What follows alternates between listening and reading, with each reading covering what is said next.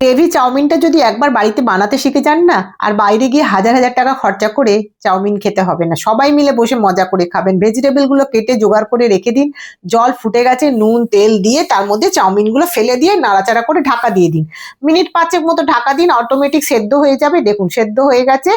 এইবার এটাকে জল দিয়ে ভালো করে ওয়াশ করে নিন একবার, তাহলে কুকিং প্রসেসটা বন্ধ হয়ে যাবে আর ঝরঝরে হবে। ওপর থেকে একটু তেল মাখিয়ে রেখে দিলাম। একটা বাটিতে নুন নিয়ে নিয়েছি, এবার পরিমাণ মতো ডিম দিয়ে দিলাম, যতগুলো ডিম দেওয়ার দরকার দিয়ে ভালো করে নাড়াচাড়া করে এবার তেল গরম করে চাউমিনটাকে একটু নুন আর চিনি দিয়ে টস করে নিলাম এবং ওপরে গোলমরিচের গুঁড়ো দিয়ে দিলাম। চাউমিনটা নাড়াচাড়া করে ভালো করে নাড়িয়ে একটুখানি সতে মতো করে নিয়েছি।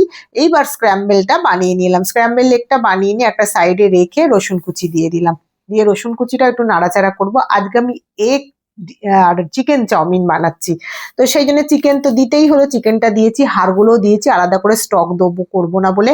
এর মধ্যে ভেজিটেবলস গুলো দিয়েছি, দিয়ে নাড়াচাড়া করলাম। ক্যাপসিকামটা পরে দেবো, লঙ্কা, সমস্ত কিছু ভেজিটেবলস দিয়ে দিলাম। বেশি ভাজা হবে না, নাড়াচাড়া করেই এর মধ্যে সয়া সস, ভিনিগার, তারপরে গোলমরিচের গুঁড়ো, চিনি, লবণ সব দিয়ে নাড়াচাড়া করুন। আর স্টক নেই, সেই জন্য জল দিয়ে দিলাম। দিয়ে ফুটে গেছে, দেখুন গাঢ় মতো করার জন্য একটুখানি কর্নফ্লাওয়ার গুলে দিয়ে দিয়েছি।